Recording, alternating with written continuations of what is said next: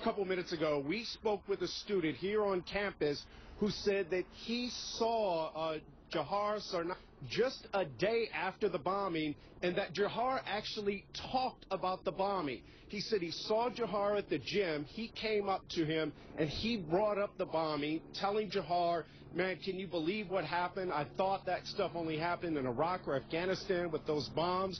He said Jahar told him something to the effect of, yeah, man, I mean, tragedies can happen anywhere in the world. He said Jahar seemed tired, but otherwise showed no indication of anything that had happened on Monday.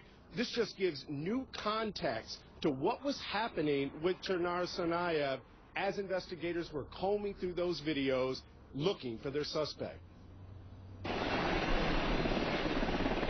The helicopters came and left campus. SWAT teams and investigators hauled potential evidence from the dorm. But they couldn't answer students' biggest question.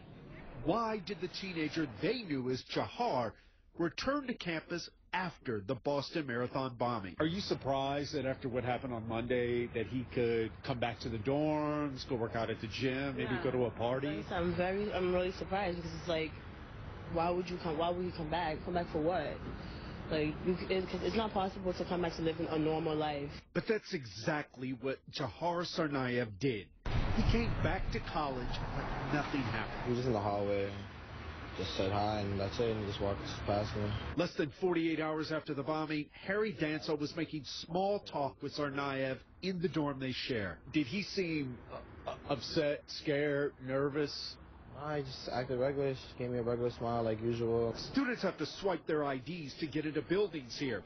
UMass Dartmouth officials confirm Sarnaev's ID was swiped at his dorm and the gym. Well, I was just shocked, and I was just grateful that he didn't come in our building, in our hallway. We live right next to the guy. Jay Hanunga is a friend of Sarnaev's who can't comprehend how normal things seem between Monday's bombing and Friday's capture. Like Dr. Jekyll Hyde moment, like 1 minute you do something like that, and the next minute you're perfectly okay. One student told us Jahar rarely talked about politics, but when he did, it was about his home country. And we just talked about like life in Chechnya and like what's going on there and how nationalistic people in Chechnya are. And again, for the first time, just this afternoon, just a few minutes ago, we heard from a student who said Jahar Sarnaev did speak about the bombing to another student just a day after it happened. Fred? But not boasting or bragging about it. No. He said that he actually brought it up because he saw him in the gym, and he said, I'd see him in the gym all the time. Normally, he'd come up to me, talk to me. We knew each other. And he said maybe he didn't see me, so I walked up to him, said hi. I brought up the bombing because it was everybody on campus was talking about at that time.